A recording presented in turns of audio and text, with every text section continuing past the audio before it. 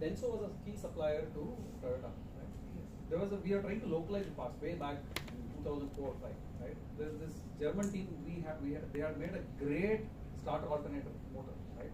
They came and then they want to sell it to Toyota. They would not buy. The engineer came 10 times, checked from Toyota, right, to change the supplier from Denso to Bosch. They came 15 times. 2 years they did localization. Then last time he gave a report. And that report finally he has said a process. You will not read it, I know what is the reason. That guy came, he saw one pigeon on the starter alternator assembly line. He said the pigeon dropping their fall. You can't imagine that that may be the reason why they may reject it. So just give a very extreme example, but that's a fact, real example. Would you both also like to add? You could okay. Now I'll also add with the live. He just gave an example of pigeon, like the food factory. We know that many times the goods get rejected. If you see the part of the audit, because that's not allowed inside that. So coming back specific to your stuff, I think one of the solution which we can see, because currently also we are heavily dependent upon the things which is coming from overseas. And when we say, I think when we heard from the manufacturing into the beginning, I think from the strategies perspective, India is still focusing a lot on the manufacturing strategy, like we're talking about the government is sponsoring that 𝗘𝘃𝗶𝗃𝗿, then we're talking about the PLC. But what we are doing more specifically from the supply chain perspective, I think that is still not that turned sector with the same way as the manufacturing. So I think more and more now we are bringing this topic as a dire need to talk about, where we are seeing that how can we more make in India, how can we see how can we develop our own infrastructure also agile, so that at least we can be competitive into the market. And why I can say more about that, because when we say from my previous experience from the QSR, for us the biggest challenge is to reach to the every nook and corner of the India, because we are being the largest QSR, we are into the every small village also we wanted to be there, and we do on every third day delivery, and that which is managed by largely by the supply chain. So that's what is the more in terms of the building the infrastructure locally, and more India dependent rather than still the overseas dependent. That can be another addition which can resolve the issue. Yeah, so I probably want to talk about the balance that supply chain has to bring. So especially to the port question that you had asked. Typically a supply chain has to bring in a balance between service, cash, and cost, right? So we must provide a very good service at a reasonable cost. And then, of course, you guys are all MBA students. You know that companies go bankrupt because of cash, right? Working capital. So it's very important to have this balance. And when in reference to your port topic, there will always come a time, we have to service, right? We must service, we must make sure that we are finding innovative solutions, no matter the port congestion, no matter whatever problems there are. And beyond a point, so we can only do it up to a point, we can only do it till the time the market can, till the time the customer can absorb the cost of that. So that balance has to be very importantly found. The other point I want to make is, creativity. So we can throw all kinds of money at a problem, we can do whatever. The difference that you guys will bring to a problem is the creative solution that you'll bring to it. The more creative solution you can bring is the competitive advantage that you take, to a problem.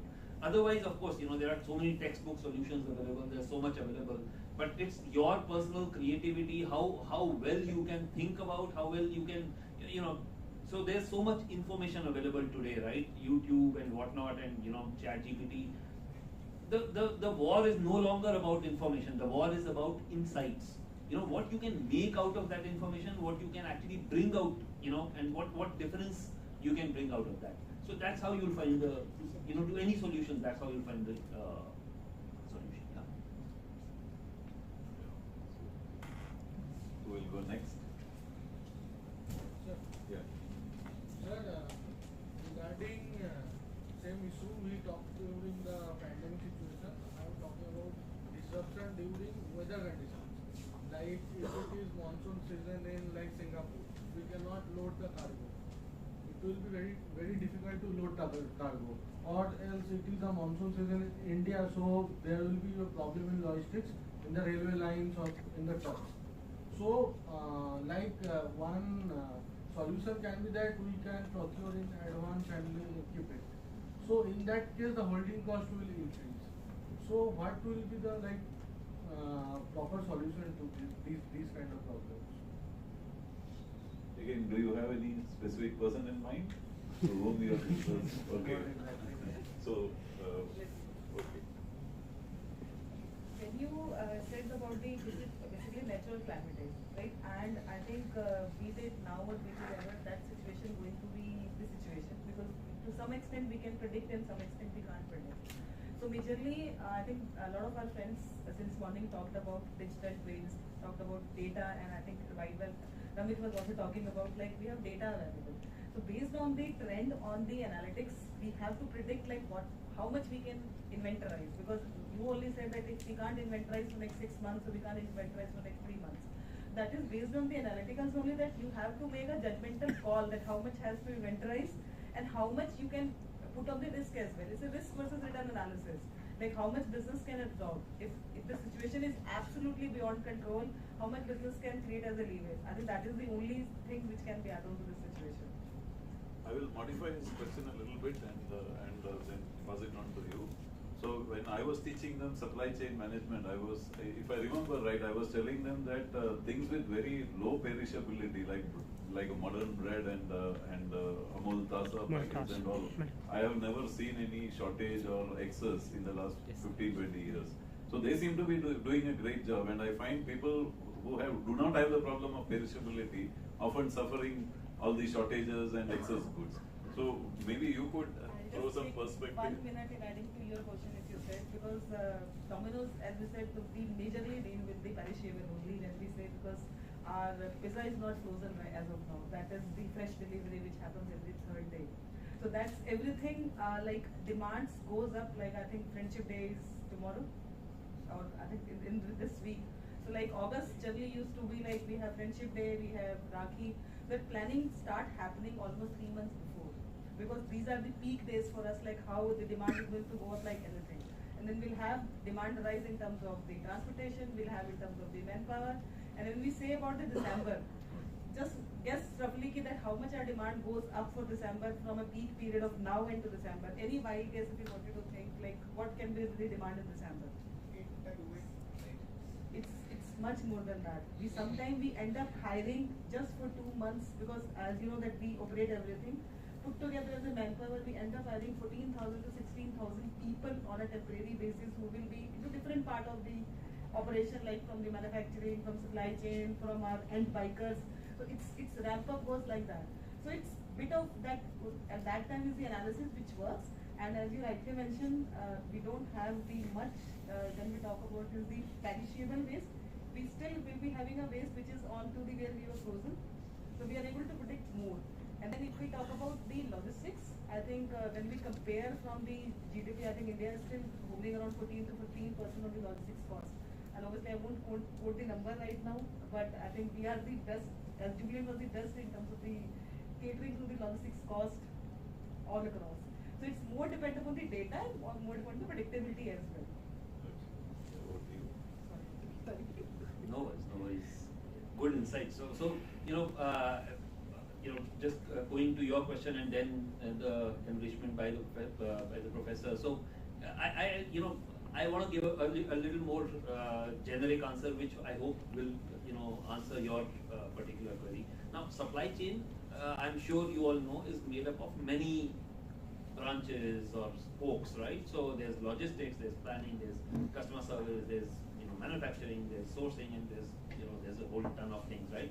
Now, whenever there is a problem, these are all, let's say, arrows in your quiver, right? So think of a supply chain manager as an orchestra, conductor. So you need to know what tool to take out. You need to know what kind of what arrow to take out because the problems, there are so many kinds of problems, but you have those tools and they come with, like I said, they come with your creativity, they come with your solutions. So there will never be a boiler template, answer to, if let's say the whole monsoon thing, right? I mean, this can be tackled in 1,000 different ways, depending on the kind of team that you have, depending on the type of creativity that you have. There's so many ways to solve these questions, and also then there is a whole lot of, India has its own infrastructural problems. If the monsoon was in a place like Singapore, they would manage it completely differently versus if it was, in a place like India. The perishable issues. I come from the chemical industry, so we have perishable, we have hazardous goods, we have, we have so many kinds of packaging. It just keeps on adding to the complexity. So what I would say is, depend on your, make sure that as a supply chain manager, you have the best orchestra, you have the best people, in your team, and then leave it to the people, leave it to their, out-of-box solutions. And I'm pretty sure, the kind of problems that you were mentioning, it's a very, I would say very common problem in the supply chain industry. There's just, like I said, there's just so many kinds of solutions to this. But as a supply chain manager, make sure that you have the best people, the best solutions to be able to give a solution to that. Yeah.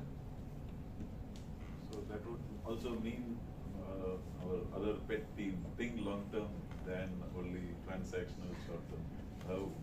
Would you like also to add this, or can I ask students to pose some new questions to the side? Just Okay. one thought coming to my mind while I was listening to the discussions. In every sector, there will be certain things you have to observe. As thought leaders, we need to see beyond, as professors also said. We need to look beyond at what can happen. Like in automotive industry as well, Q1, when we say Q1, this is January to March, and the festive season, which is like August, September, October. Those will be peak months, you know that. So you have to plan for it. There are only two things, agility, planning. You need to plan for it. Otherwise, you can always complain and have 10 different reasons why it cannot be done. Then in NCR region, the temperature goes up very high during April, May. The operators go home to have cultivation, they go home to have celebrations, marriage function. You have to plan for these things. The 4M has to be planned. The inventory has to be planned. So all these things are needs to be taken care, and these things you need to learn to get through, to maneuver through this corporate success.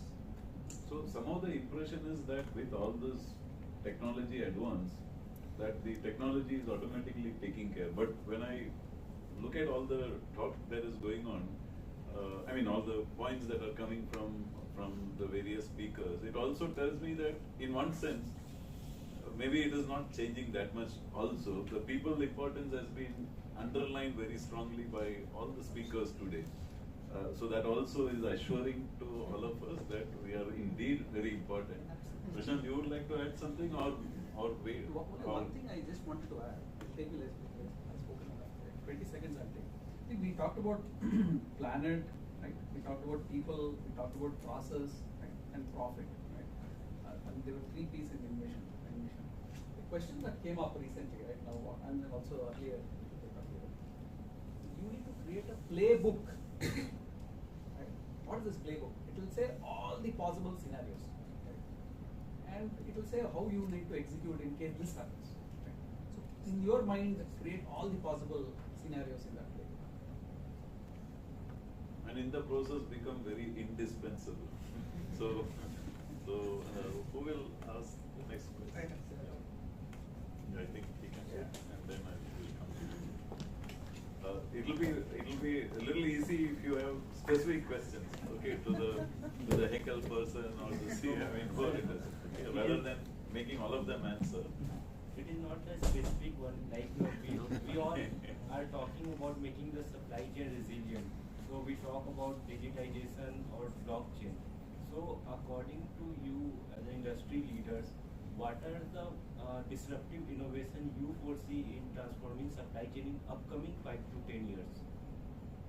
Okay, so this time we go from this side. I would like to add this because both of the questions are the same line. So, in terms of, let's say, in terms of Henkel, so what are the digital transformation that you are doing in supply chain to overcome and to plan your strategy better in terms of agility as well as handling those uncertainties? Okay. Yeah, sure. And you know, I think the previous panel answered it very beautifully. You know, any digital transformation, anything that we are doing, you know, we need to start with why. Why are we doing it, right? And you know, there was also the question about the next 5 or 10 years. So we are actually in the middle of our strategic cycle right now, and we are building our next, X years of strategy. So I actually come fresh from that. Now we are, you know, for example, the whole digital piece, you know, that's part of our strategy. But then we are not starting with which tools we want, you know, like the previous panel said, we are starting with what is the problem we want to solve, you know, what's the friction in the whole chain that we want to eliminate, you know. So if a customer, so I don't know if, I'm sure you guys know, what is the most common question that a supply chain person has to answer? Does anyone know that? Where's my order? You know, if a person has already ordered, what's the status of the order, right? I mean, this is a fundamental question in supply chain that one needs to answer. Now, how does digitalization solve this problem? How can, you know, how does my website show the status of the order? How does, you know, how do we bring in that transparency, that visibility, and how do we bring in the reliability? You know, I mean, once I have answered that, okay, it's available on 31st of July, then I must make sure that it's available on 31st of July. You know, and I mean, so again, like the professor said, right? So it's not, to me, it's not really so much about technology. It's about the question of trust. Is the customer going to trust me with whatever technologies I deploy? You know, is the customer going to make sure, is the customer, you know, does the customer equate Henkel with something, values such as trust, integrity, sustainability? You know, are these the directions that I'm taking the, you know, strategy in? And then what are the tools I deploy? You know, I can go to, you know, the agentic AI. I can go to, there's so much available in terms of solutions, but the direction has to be clear. I hope I've answered, you know, both the questions.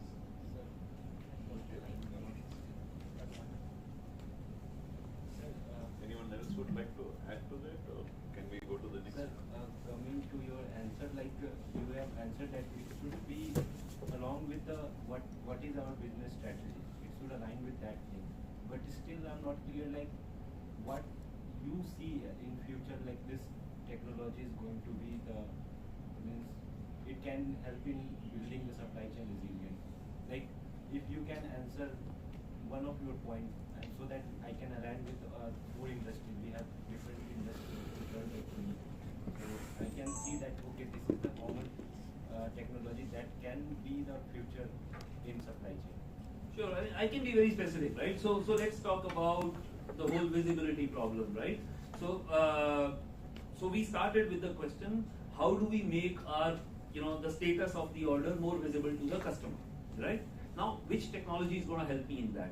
So partly predictive AI is helping me, but that's not the only thing that helps, right? So there's, so I must bring my forecast to a much better level. For that, predictive AI helps. How do I bring visibility to the material which is in transit, right? Now for that, there's a whole ton of solutions. There is track and trace solutions available, which again use so many technologies. So to me, it's not about, like I said, you know, it's not about a specific technology, but I will use all of these technologies to deliver on the trust that the customer is looking for, right? So specifically, I am using AI. I am using AI to deliver part of this solution. I'm using, I'm using the industrial internet to address the part where, you know, where's the status of my container on the sea, because that, you know, it's a long journey from Europe to India, right? So how do I make sure that there is this visibility to that container because that contains the material? And I may do all the, you know, everything, and then my vessel gets stuck in Suez. What do I do? Right? I still have to be, I still have to be reliable. My customer has to be able to trust me. So to me, one of the principles we have is early bad news is good news.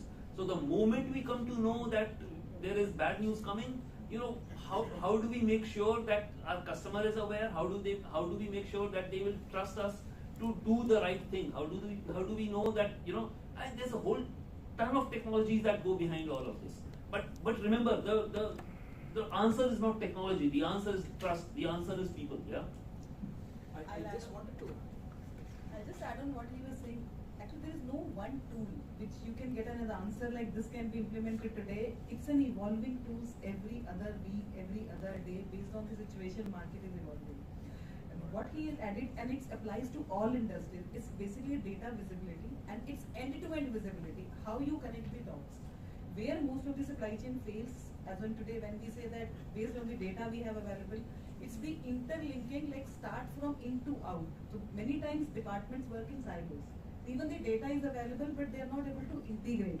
So, you ask, that's what is my assumption, like even if I'll answer, anyone will answer, we won't be able to answer you like this tool is good for this industry, that tool is good for that industry, because it's a combination of multiple tools based on the situation. And like he mentioned, like for truck tracking, maybe they are using one solution, there's a multiple solution in the market. Like we are tracking every second also the truck, where it's got started, how many times the doors got opened, what is the temperature. So it's data and end-to-end integration that is going to help in every industry. See, because you are very specific about technology, I'll give you 2-3 very quick examples. Right? For example, I need onboard diagnostics for my truck. Right? For example, Coca-Cola in South Africa. So they need to, they have something called full beverage return. Right? So if a truck doesn't go reach checkers within 1:30 to 1:30, the whole thing is returned back. So now I can, using onboard diagnostic connecting with satellites, I can monitor, see this truck going instead of from point A to point B, I'll route it to point C and I will avoid that full beverage return. Example, right? Nestle Sofl had glass pieces in it. So we did a POC in Australia with Nestle Sofl.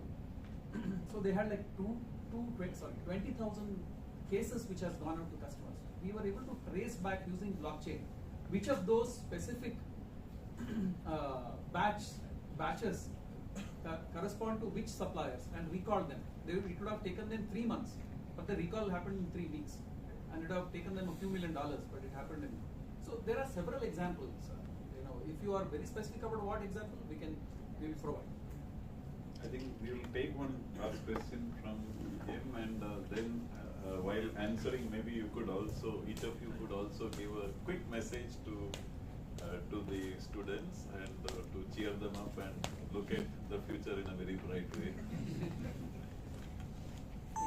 If you look at the history of supply chain, back in 1900s, early 1900s, it was completely vertically integrated, producing in-house.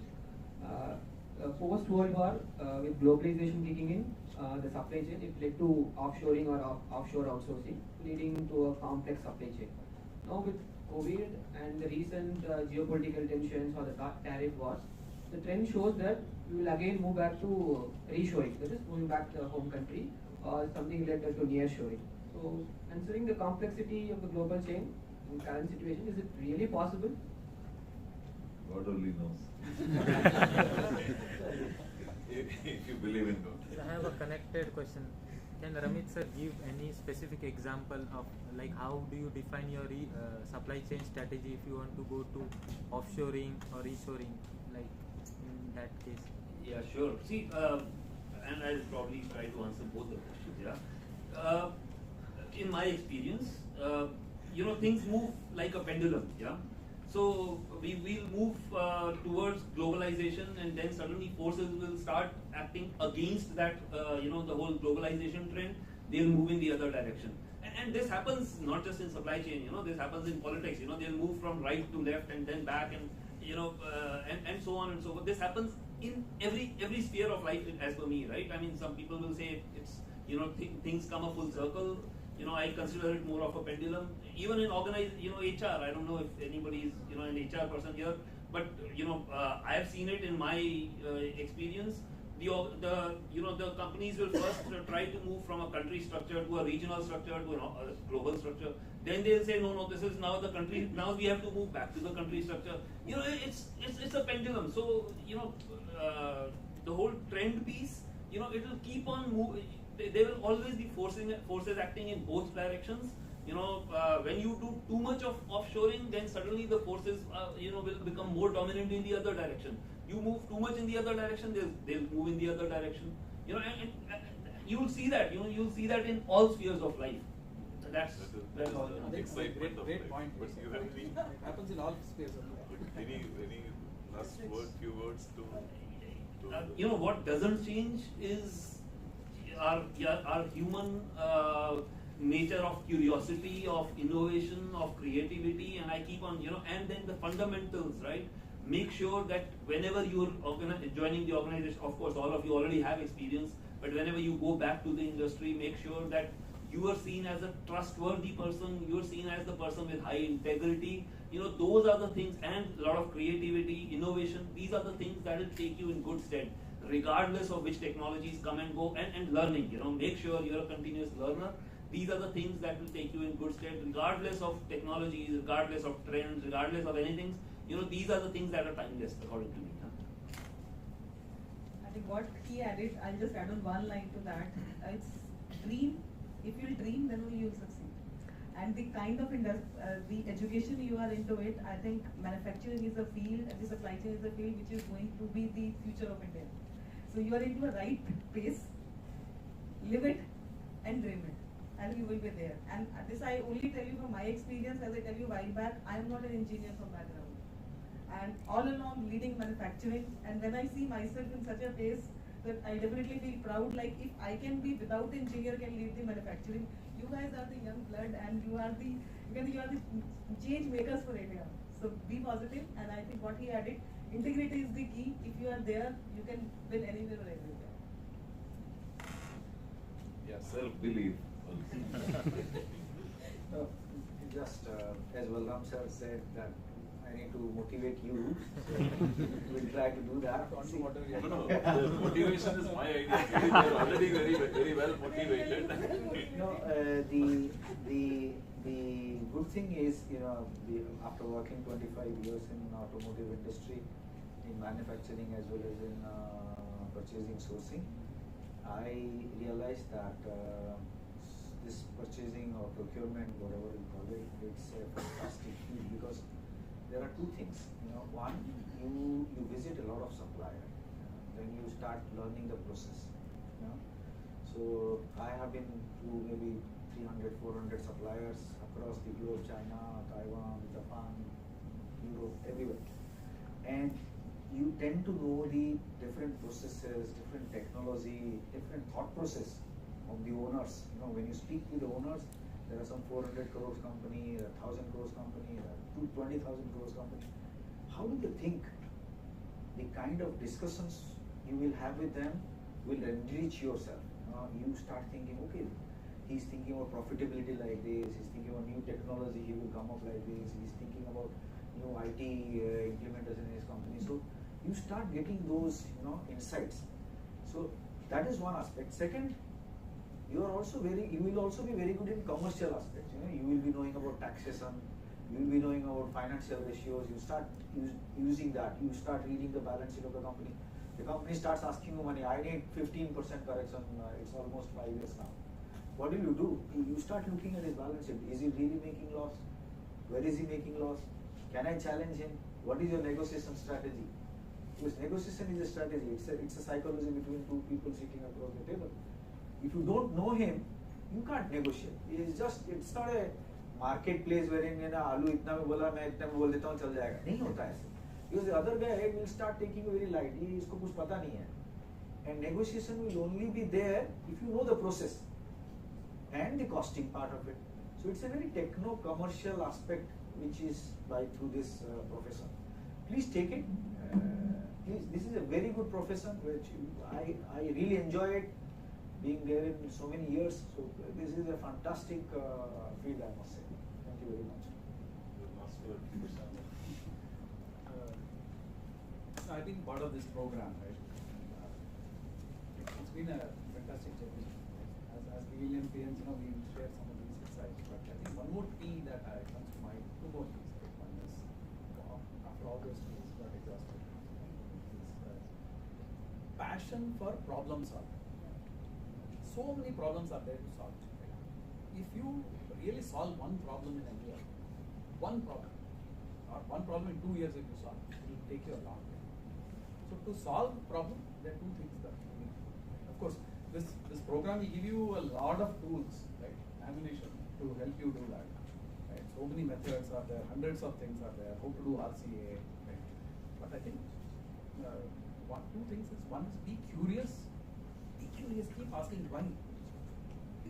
Why? One. Second is how can we do it better? Right? Even after this program, I would want you to spend some time on thinking how it can be made better. You can always improvise. Right? So one is why. Second one is be incisive in your conveying the thoughts that you want to convey. Right? Because you are future leaders, as Professor 𝗘𝗃𝗃𝗃 said, and I don't want to forget his words. Leaders are being watched, and you will be watched, you will be scrutinized to the core. Right? If you are ready to take that challenge, nothing can beat you. That's something that I can tell you, right? With conviction. I think that's what I would just leave with you. I think it's been absolutely fantastic, interacting with each one of you. And I think there's a tremendous path ahead of you. I showed you those 18 different arenas. You will get clues, as I said, in this program. Don't forget my words. You will get clues. Where is your path? You will get that path. Right? And it will make you successful for sure. Thank you very much. If there are any further questions, maybe when we close this session, you can have your one-to-one questions. But I think they all deserve. All the 4 speakers have been exemplary. They deserve a standing ovation. I'm very grateful.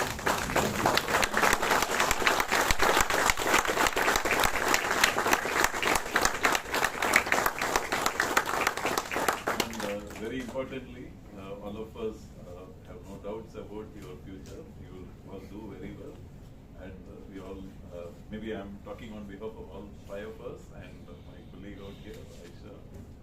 Wish you all the best and do well, be ambitious, and also have a lot of self-belief. And I'm not saying that you don't have, okay, that's not what I'm trying to say. So think big and also see how you can contribute a lot to the advancement of the world. I mean, there is a space for everyone. Thank you. Thank you. So we conclude the second panel discussion. My sincere thanks to Professor Balram for so eloquently moderating today's session, and to our distinguished panelists, Mr. Panigrahi, Mr. Mahajan, Ms. Gupta, and Mr. Kaiwas, for generously sharing your insights and experiences.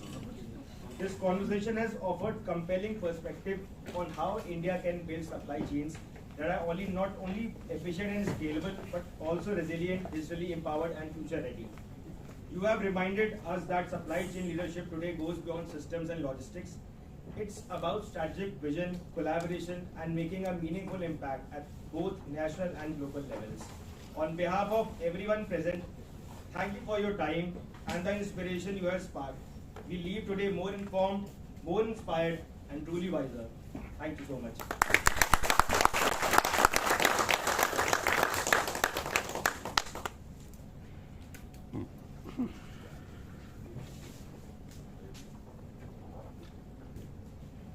Now I would request Ravi to kindly facilitate Professor Balram.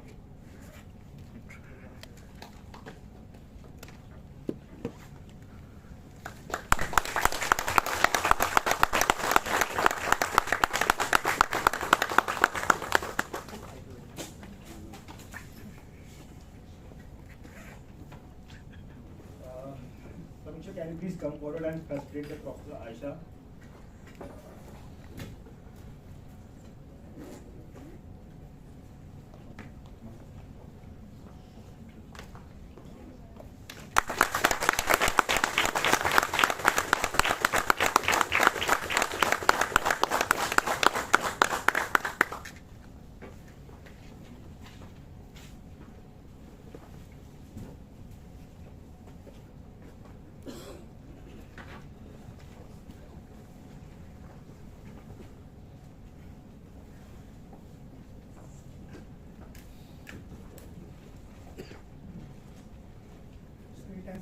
great session for all of us. Thank you all. And on behalf of PGPEX-VLM batch of 26, we extend our heartfelt thanks to all the guests who have presented here throughout the day, throughout the session. Thank you so much. So the theme is resilient manufacturing for India by 2047. It was decided to sort of meaningful conversation between the industry leaders and the academic professionals as well as the students. I could say that we have achieved it in a successful way. So the session started with a keynote by chief guest Mr. Asutosh Rath, who shared inspiring perspectives on transformation and innovation.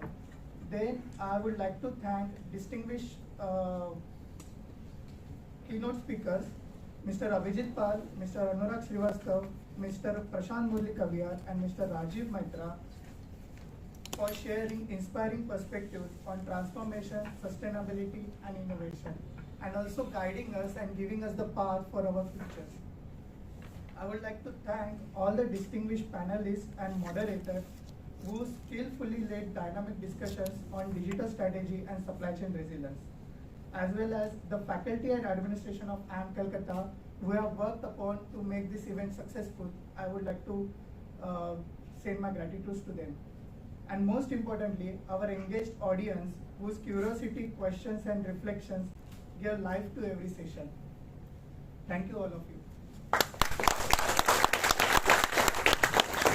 We'll make sure that we'll stay in touch and we'll collaborate further because we have many questions and queries.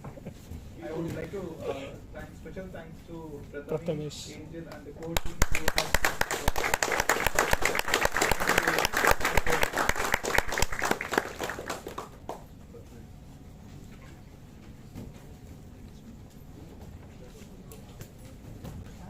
great sessions. God bless you all. thank you. So the best, we'll take one last photo. Yeah? Yeah.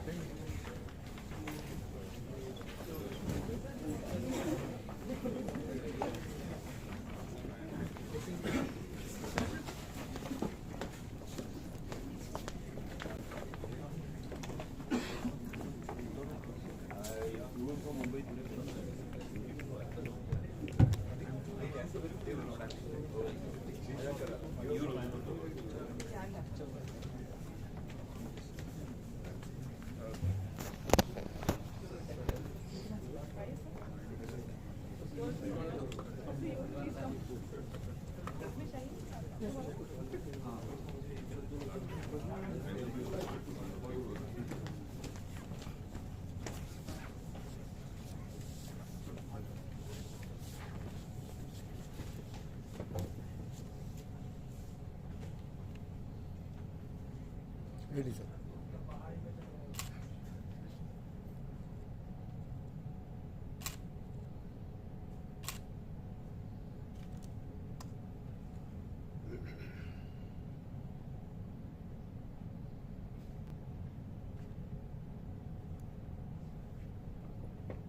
Thank you, sir. Thank you.